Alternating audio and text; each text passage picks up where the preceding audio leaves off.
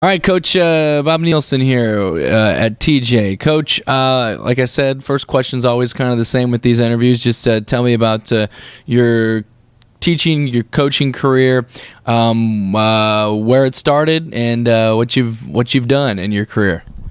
Well, it goes back to 1965. I was actually at Orient, Iowa, and I loved it. They're consolidated now basically with Creston. And I was a football coach, I was a basketball coach, and I was a track coach. And after about partway through the season, I became the girls' basketball coach as well as the boys, which was quite an experience. I then, I was originally from Council Bluffs until through my freshman year. And I ran into my old high school coach, a guy named Carmen Giuello, who was officiating the game, and we were playing Oakland. Asked me if I was interested in coming back to Council Bluffs, and I was. So I came back to Council Bluffs, and I was at Longfellow Junior High for 2.5 years. Then I was up at AL for a semester. I decided to go to graduate school at Northwest Missouri, which I did for a year and a summer. After that, I got a job at TJ, where I was actually the track coach then, which was 1970-71. I was assistant football coach at the time. And by the next year, I was actually a sophomore basketball coach, still coaching track, of course, and still coaching football. And I got into basketball, and I became the head basketball coach from 1975 for 13 years. Continued to coach football. Then I actually got out of football, got out of basketball to watch my own two. I had a son and a daughter that went to Little Central and graduated from Little Central, who both played basketball, football, and whatever. And that's about it. Ever since then, I've been at TJ, so this is my 46th year of coaching track, which is a lot of laps. A lot of laps. So after you got out of the basketball and the football, you kept track, and then you've just been track since then? Well, actually, when I retired in '98, and I actually coached football for a couple of years up at Kern. That was later. I actually coached football here a couple more years, assistant coach. And then I've always kept track, so. There's something about track that you particularly like more than others, or just track was kind of fell that way? Oh, I think, I'm one of those, whatever the season is, let's play it. And I think that we've gotten away from that in our society. I don't see where that actually helps people. Everybody's a perfectionist, or everybody's one sport. I'm kind of whatever's in season is in season.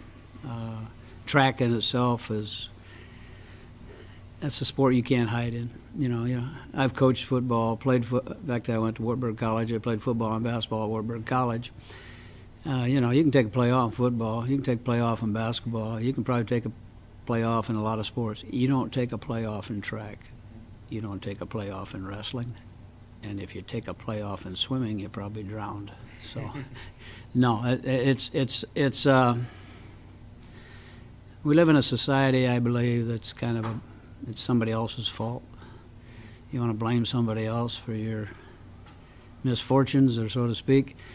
In a sport like track, it's you. Not that it's not a team sport, because I very much believe it's a team sport, and it is here. But you can't hide. You got to work. You can't tell me that starting on this particular line, running around in a circle, and ending up back where you came from as hard as you can is a lot of fun. And it's work, and it hurts. And I just I've always admired any kid that had the courage to stick it out. It doesn't mean he's a state champion, but you're trying to just, be the best you can be.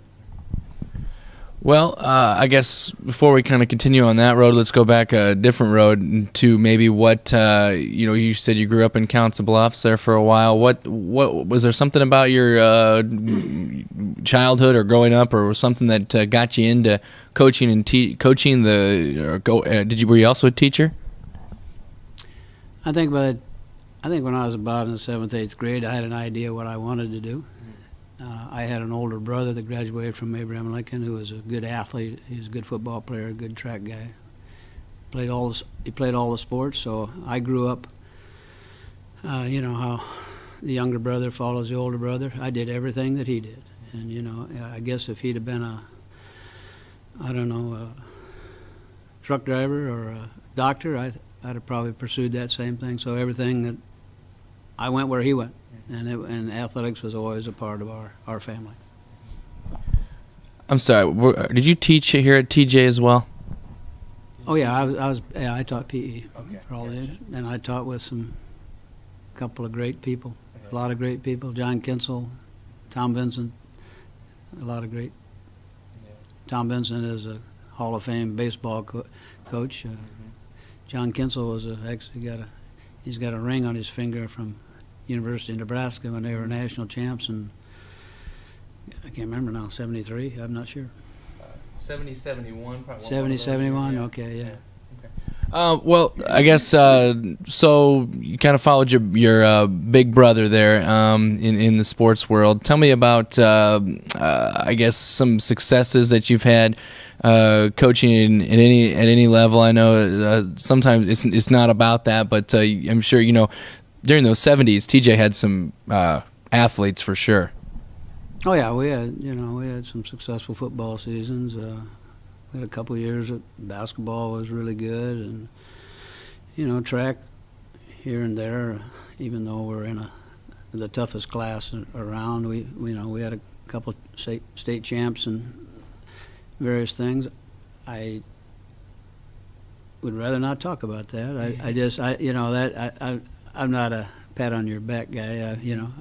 If you as a coach, you're lucky enough to coach some outstanding athletes, and I, without naming any names, I've had that opportunity to, in various years, to have some state champions, some track relay champions, probably some conference champions. I don't know, but I've just been fortunate to have those.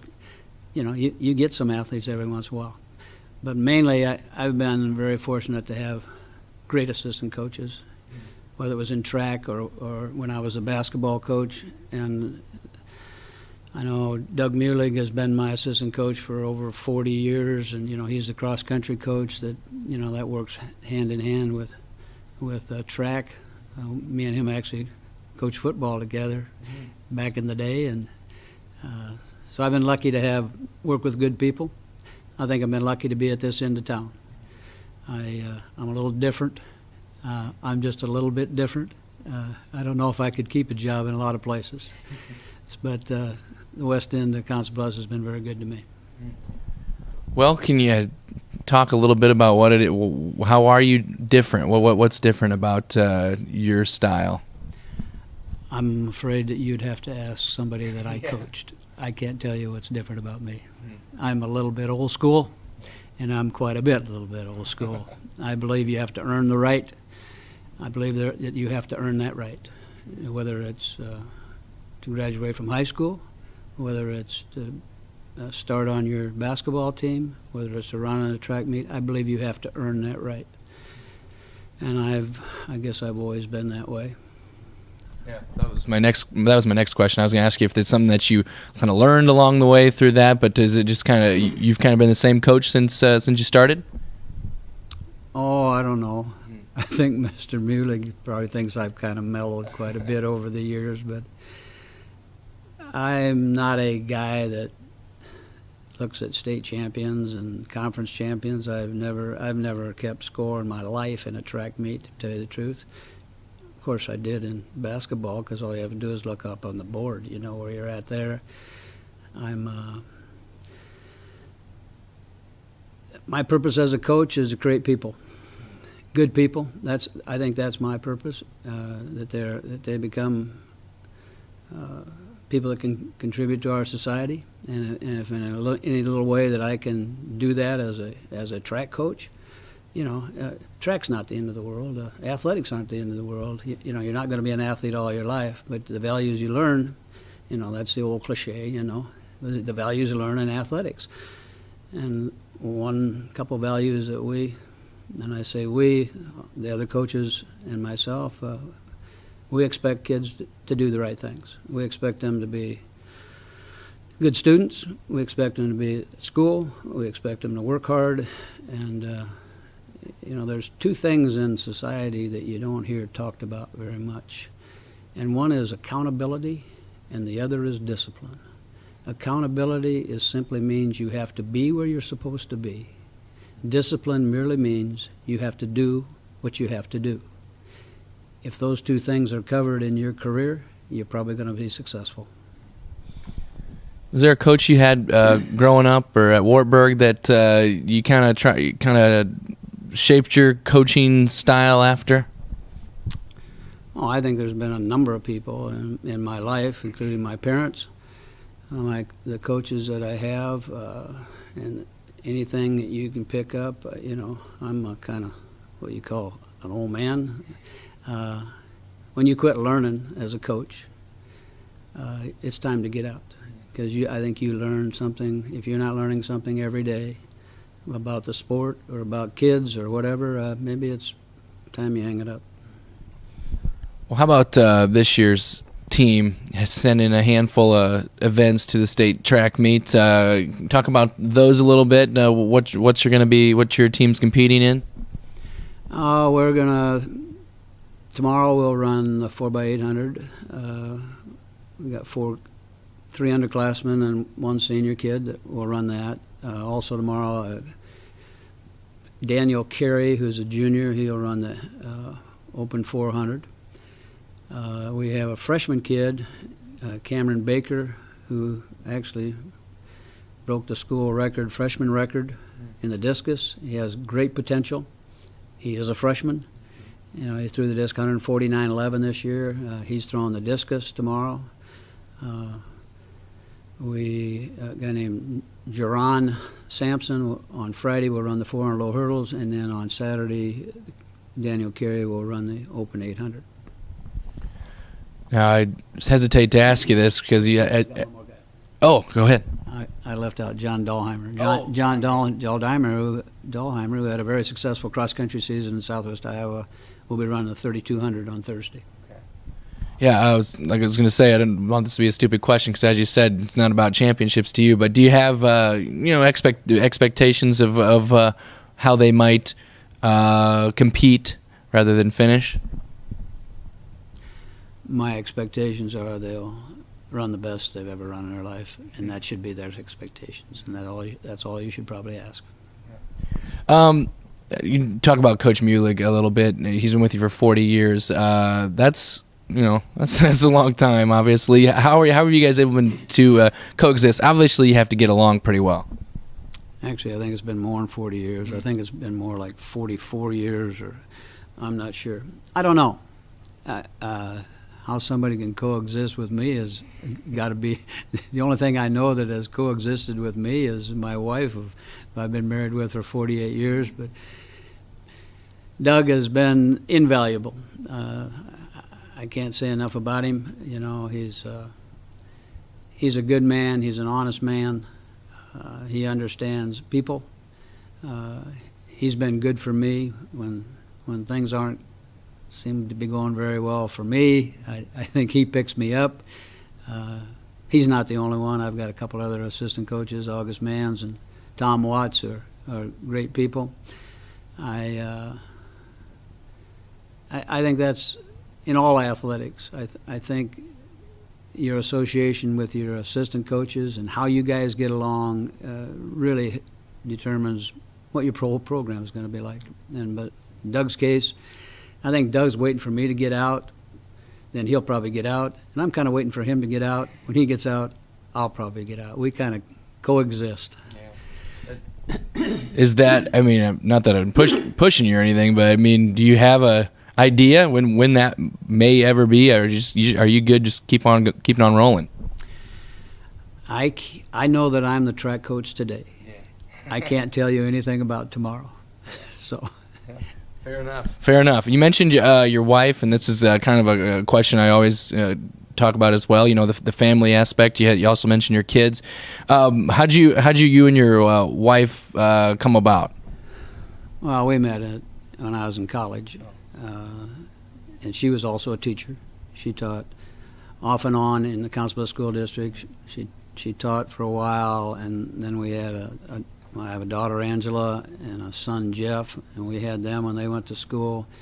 She was a mom, and then she went back to teaching again for like 14 years. She taught down at Rue. She's been, easy to say, like everybody says, my best friend. She's I would just like to have a dime for every sweat, every uniform that she had to sew over 46 years. She understands what track means to me. She understands. When I was at one time for 18 years, I coached football, into basketball, into track. I can remember in the old gym over here in basketball. You'd walk in the morning in the winter, it's dark. When you walk back out, it's dark. You never saw the sun. So I was gone a lot. And she just supported me all along and understands. That's great. You mentioned you retired in '98. Was that what you said? So what? You're still a track coach. What do you do? What are your days filled with? Oh, I tell you the truth. During track, it's track. Yeah. I'm either thinking track or whatever. I might be out golfing, but I'm still thinking track. I might be fishing, but I'm still thinking track. When somebody retires, they ask you, what do you do in your spare time? And this is what I tell them: anything I want to. Yeah. So no, I don't lack for something to do, whatever that may be. Coach, thank you very much. Appreciate it. Good luck to your kids there this weekend, and again, thanks a lot for the time. Well, thank you. I appreciate it. I just like to say that some of the great memories that I'll have that I've coached when I finally give this up is, it's a given that I remember the kids, I remember my assistant coaches, but a group of people that I'll always remember are those other coaches in Southwest Iowa, and they've been just great people. It just seems like in track coaches, and I'm sure in all sports, everybody treats everybody right. I guess when I get out, I'll miss Dave Carper saying at Clarinda when I show up, "Are you still around?" I will miss that. But there's some guys that have been in it as long as I have. Coach Blatt up at Harlan, he's been in there just as long as I have, and there's some others, and they're great people, and I will miss that.